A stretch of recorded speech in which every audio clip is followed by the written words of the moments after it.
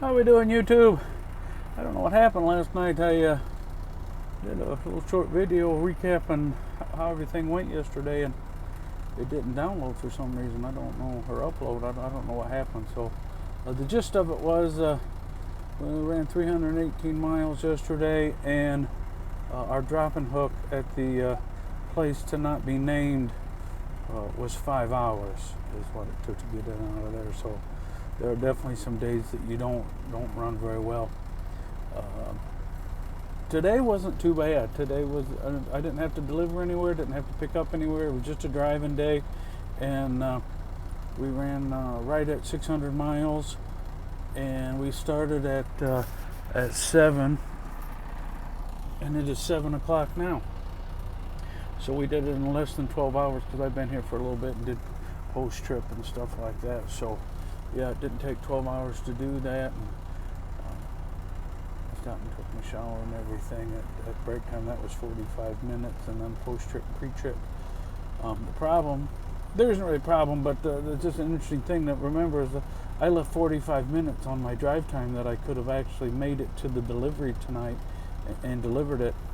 But the problem would have been is then I would have been completely out of hours and drive time hours. I'd had maybe 10 minutes left, and then I would have been stuck. I wouldn't have had to. They don't let you park there, and so it would have been an issue trying to find some place to park. And so we didn't do that. And you always got to remember, even though you got 11 hours to work, thanks to the federal government.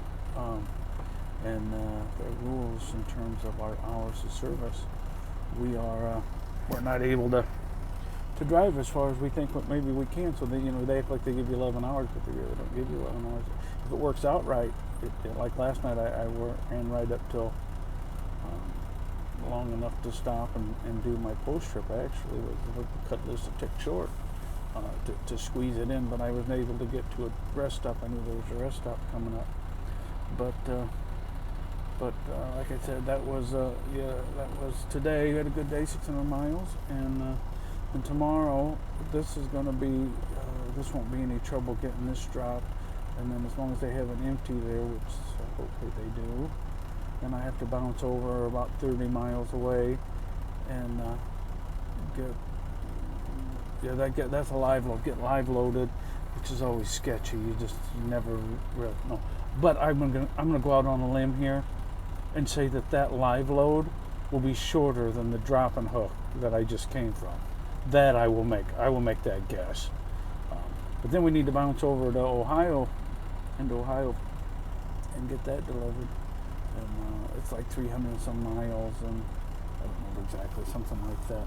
And then not very far away from there is a reload. That's also a drop and hook.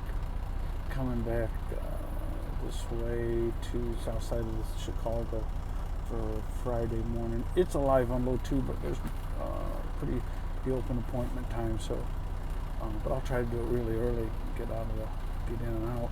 I may actually get to stay at home tomorrow night. If everything goes right, I can get over there and get back to home tomorrow night. And actually, probably maybe stay the night at home tomorrow night. There won't be very many miles. Will that be 50, 60, 70 miles maybe from my house? Something like that. So that won't be that bad. But anyway, so that's day 4 in the life. And it is raining like crazy. Can I turn this around? I'm not sure how to turn this around. Otherwise I would show you. Maybe I can show you. I'll show you. Let's see if I can show you. If you can see that. Raining. This is at a Love's over here off of 55, and I usually don't park at Love's, and the reason why is if you can see, there's not a lot of parking. And then there's the row I'm in. There's not a lot of parking. And they've been building Love's truck stuff like crazy, but they haven't been building very many big parking lots with them. I don't know why. I'm sure it's because of the land cost or something, probably, or just the maintenance of it. But truck parking is the name of the game. You gotta have a place to park. The only reason why I-80 truck stop is as good as it is is because it's got a huge monster parking lot. Otherwise, the Chrome Shop's nice, and it's got, the restaurant's okay. I like I-80. I'm not saying that. I'm just saying the draw is the parking lot is the draw, but and then everything else is a bonus once you get there. And I usually stop when I go through there. I try to stop if I can. If I make that work into my schedule, I always stay there. And then I usually walk around the parking lot and visit with some of the drivers and stuff like that. So, anyway, so we are done. Actually, 7 o'clock. I can start at 5. They're open 24 hours. Where I'm going to is open for 24 hours, and it's only about 29 miles, 30 miles to where my delivery is. But the place I'm going to doesn't open until 8. Doesn't start shipping until 8:30. So I don't want to get to my first one, which I want to be there early enough before the crowd gets there, because sometimes you can get hung up there for a little bit getting loaded and just dropping trailers just because of the way their process is a little slow. Sometimes you can be a little bit. If I get there early enough, I won't have to deal with the office. They'll just do it all at the guard shack, and then I'll be in and out of there in no time, less than 30 minutes, long side, and then run 30 minutes over to that other place. So I might get up and leave at 6. So I may stay here for 11 hours. This morning I started my shift. I turned on the clock at 10 minutes and 30 seconds, or 10 hours and 30 seconds break. So we got right after it. If I could have got just a little bit farther, if they wouldn't have messed around the clock up quite so bad at that other location, I could have had this delivered tonight and got my dropping hook and been over there where I need to be to get loaded first thing in the morning with all my clocks. So, but I still have plenty of time. Those are both dropping hooks when I get over there to Ohio. So even if I don't quite make it home, that's 5. Well, the whole thing is like